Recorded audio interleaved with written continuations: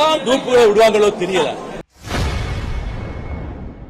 பாஜகவுடன் மதிமுக கூட்டணி வைக்க உள்ளதாக தகவல் வெளியாகி வருவது குறித்து செய்தியாளர் எழுப்பிய கேள்விக்கு மதிமுக தலைவர் வைகோ பதிலளித்துள்ளார். அது ஒரு வார்த்தை நடக்கல, நடக்கவும் நடக்காது.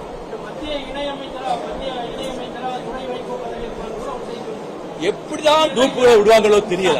நாங்க இதை பற்றி சிந்திக்கவே இல்லை. இது ஒரு செய்தியை பார்த்த உடனே பரவாயில்ல, மதிமுக ஒரு பெரிய எழுத்துலையாவது வந்திருக்கு.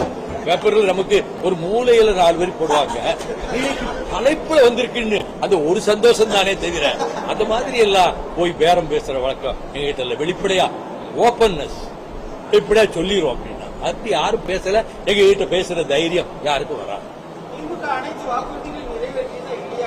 பெரும்பாலான வாக்குறுதிகளை நிறைவேற்றி இருக்கிறது.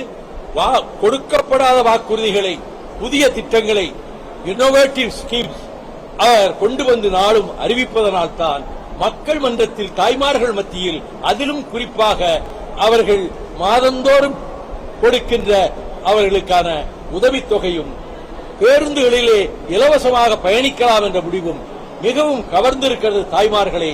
அவர்களின் ஆதரவு முன்னை விட அதிகமாக திமுகவுக்கு கூடியிருக்கிறது.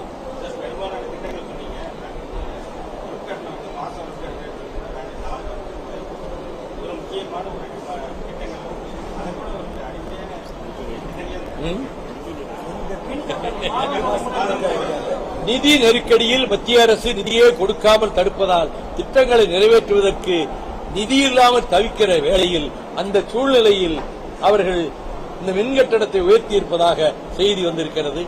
மின்கட்டணத்தை குறைத்தால் நல்லது, மக்கள் நிம்மதியடைவார்கள் என்பது என்னுடைய கருத்து. செய்திகளை உள்ளது உள்ளபடி தெரிந்து கொள்ள ரெஃப்ளெக்ட் நியூஸை சப்ஸ்கிரைப் பண்ணுங்க.